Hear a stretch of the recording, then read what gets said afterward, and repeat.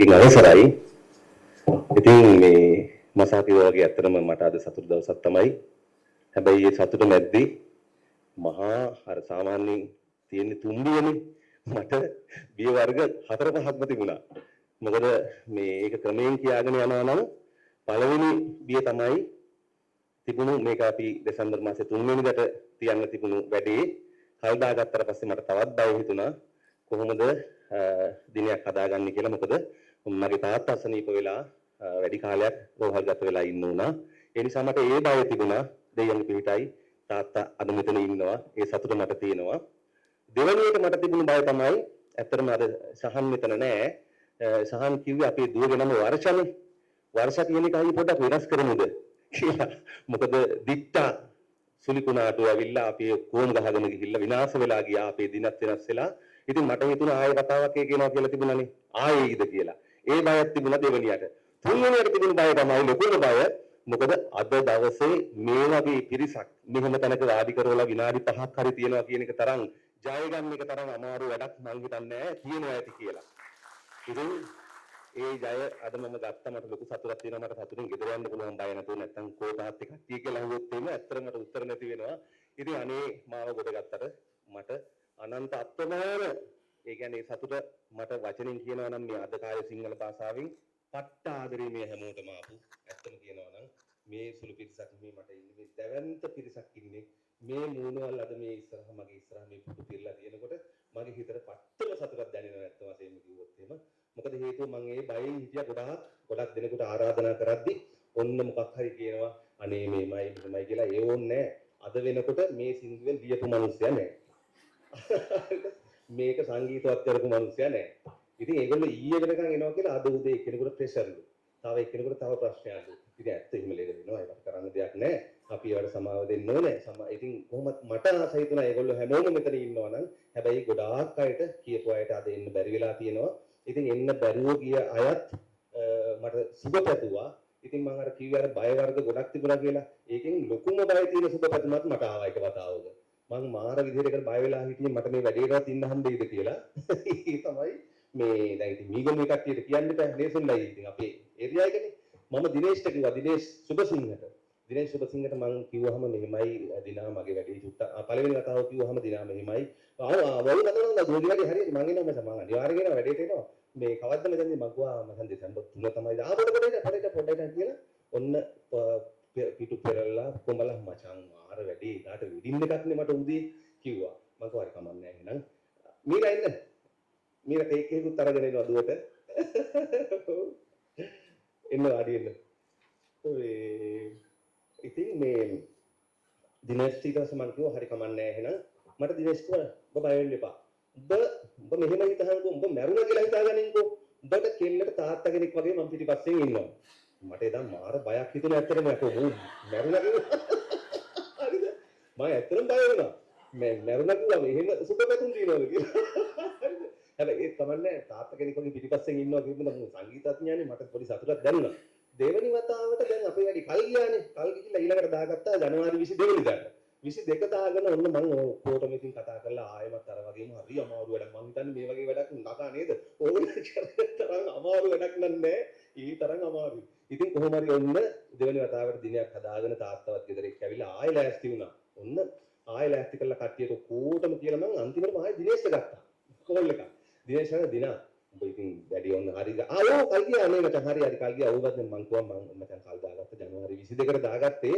උඹ පොඩ්ඩක් මේ වැඩේ ඉන්න අනිවාර්යෙන් ඇවිල්ලා යන්න ඕනේ එදාට පොඩ්ඩක් ඉතින් අපි මීගම සුනිල්ලා යත් වෙනවා ඔක්කොම එනවා මෙහෙමයි කියලා මූ මාර කතාවක් කිව්වනේ ආයේ මූ එදත් කිව්වනේ අර කතාවම මචං මට එදාට එන්න වෙන්නේ නැහැ උඹට කියන්න මෙහෙමයි මට එදාට වයලින් ෂෝ එකක් තියෙනවා ඒක යන්න වෙනවා මම උඹේ හිතේ දන්නේ උඹට මට කියන්න දෙන්නේ මෙච්චරයි මම මැරුණා මං උඹේ තාත්තලා පිටිපස්සේ ඉන්නවා කියලා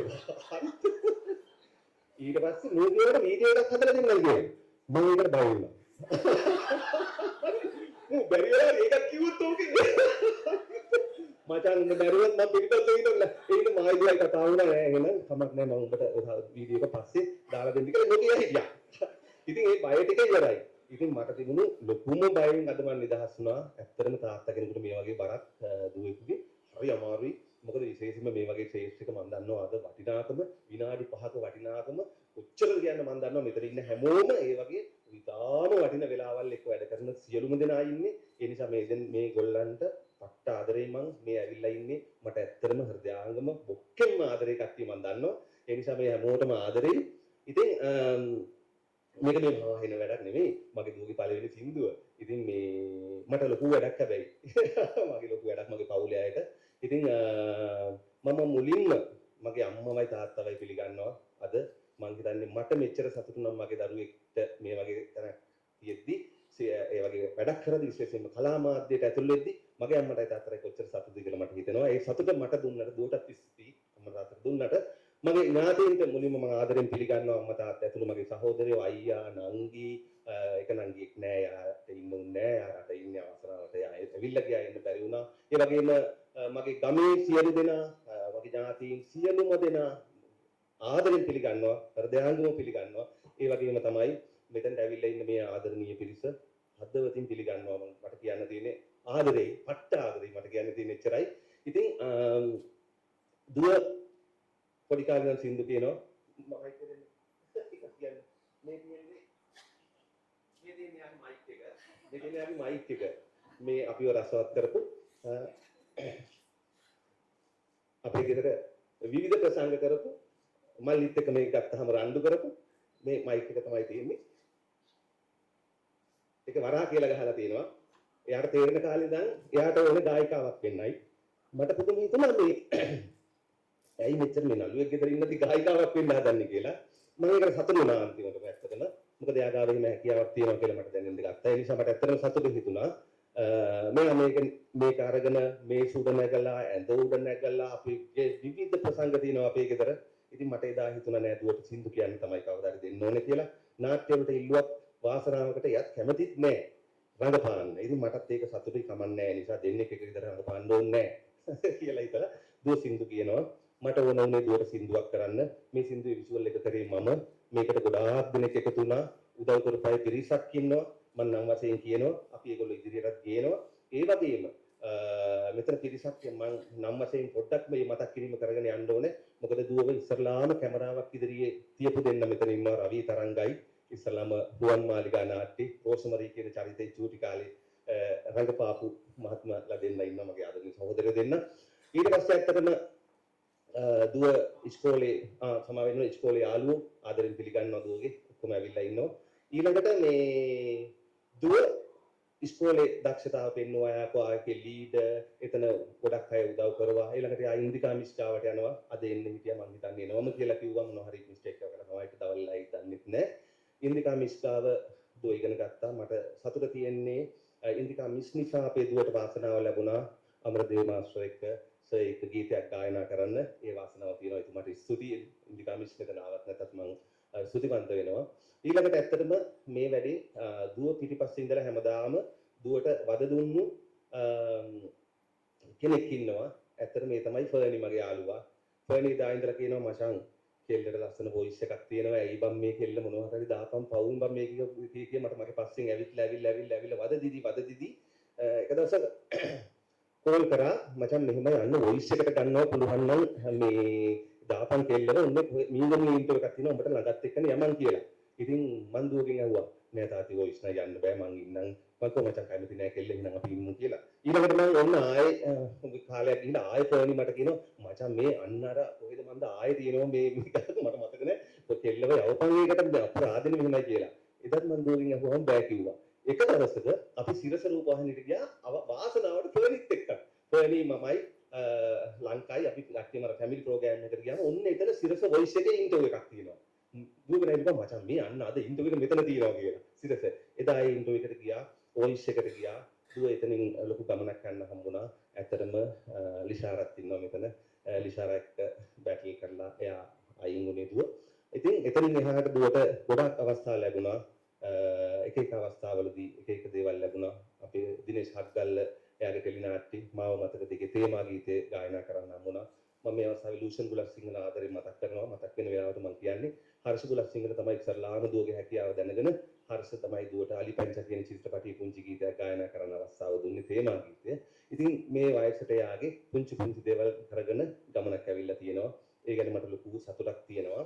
ඉතින් ඒ සතුට සමරන්න මාත් එක්ක අද දවසේ එකතු වුණු ඔයගොල්ලෝ හැමෝම මම බොහෝම ආදරෙන් පිළිගන්නවා. අද දවස ඇත්තම කියනවා නම් මට මගේ දුවගේ විවාහ මංගල්‍ය වගේ.